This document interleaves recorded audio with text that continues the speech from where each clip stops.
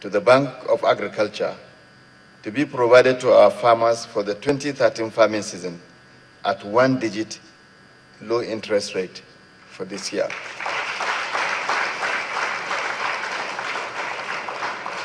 This is a short-term intervention because I know the chairman has clearly indicated and recommended that we must have a long-term continuous process.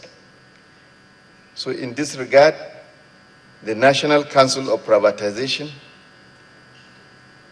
has been granted approval by Mr. President also to privatize the Bank of Agriculture. This is in order to unbundle it and make it possible to provide cheaper funds for agriculture and allow other investors to participate in our agricultural bank. In addition to this, the coordinating minister of the economy and the minister of finance is already working on the establishment of a Nigerian development bank in order to allow access of funds for infrastructure development that will provide long-term and low interest rate in Nigeria. So in order to enhance and improve doing business in Nigeria, you will recall that Mr. President has put in place the port and custom reform to reduce the time it takes to clear non-problem goods in our ports. We will continue to work hard to further improve the efficiency and eliminate corruption where it exists in our system. To grow the agricultural sector, we must improve infrastructure. Government will continue to expand investment in irrigation systems to ensure that our farmers can produce all year round. To open up our rural areas and reduce the cost of transport of goods to and from the rural areas and connect them to markets, government will continue to accelerate the construction and rehabilitation of roads and railway networks.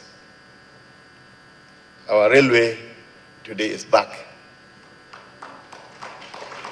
The Western Line from Lagos to Kano has commenced operation, but as rightly observed this morning, the frequency of the movement of the trains are low. But this is expected because we are just commencing and bringing back a system that has been abandoned for over 30 years. And the reason for that now is that we are still working on the sidings on the stations. And immediately the sidings work is completed, I believe we will have daily traffic on that line.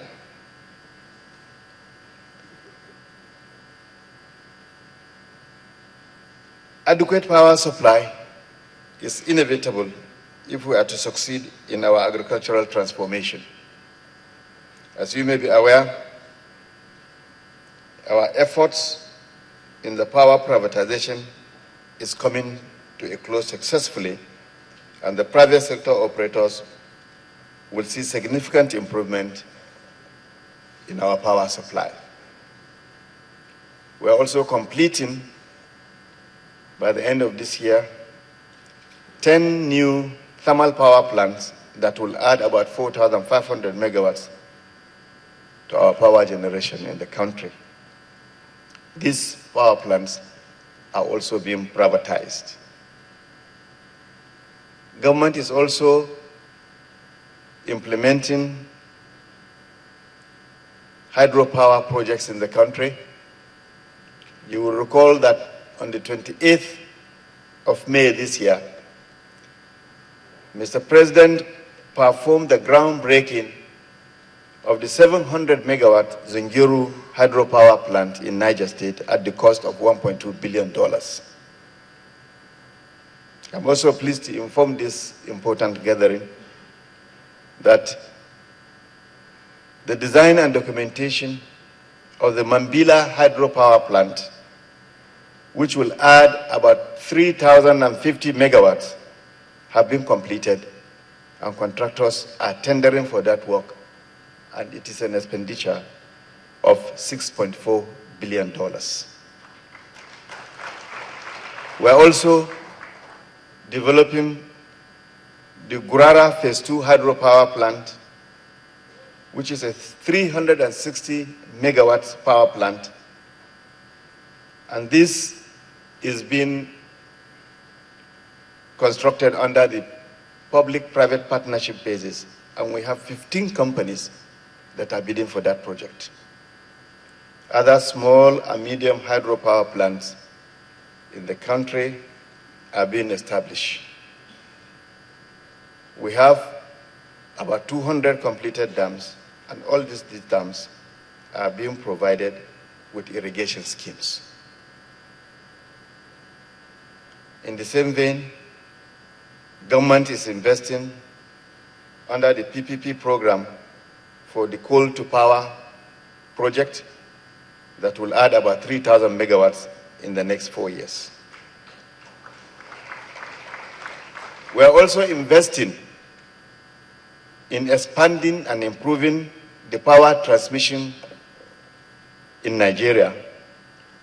And I'm pleased to inform you that already government has earmarked the sum of $3.7 billion to be able to transmit 20,000 megawatts by the year 2016. And investment in gas, you will recall recently,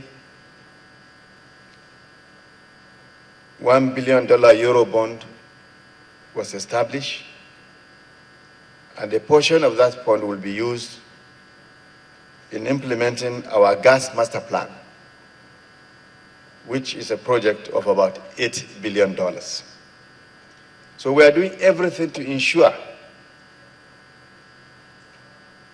that our power plan is properly implemented and that we have adequate power supply to drive our economy and achieve our agricultural transformation agenda in this country. In addition to all this, and in order to ensure that our farmers get better access to markets and staple price, government will continue to support the improvement of farm-level storage systems, warehouses, and commodity exchange systems. Our efforts to improve airport cargo facilities will further enhance our competitiveness in agricultural markets, especially for fresh produce, domestically and internationally.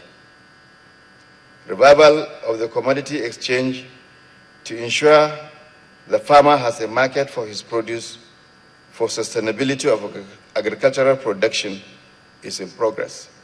And Mr. President has also approved the privatization of our commodity exchange.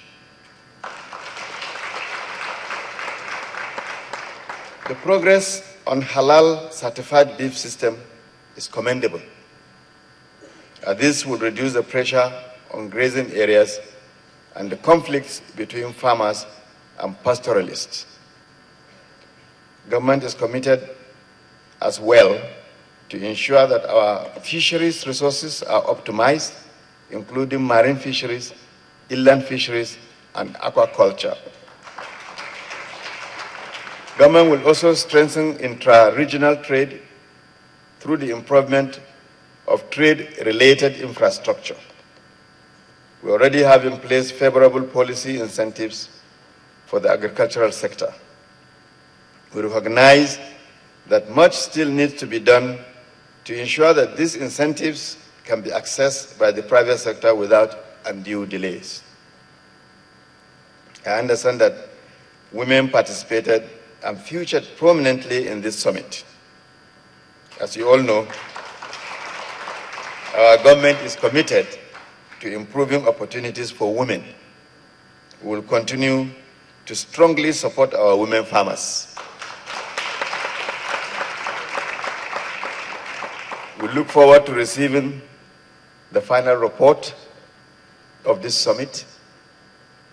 I'm happy to receive the initial report, And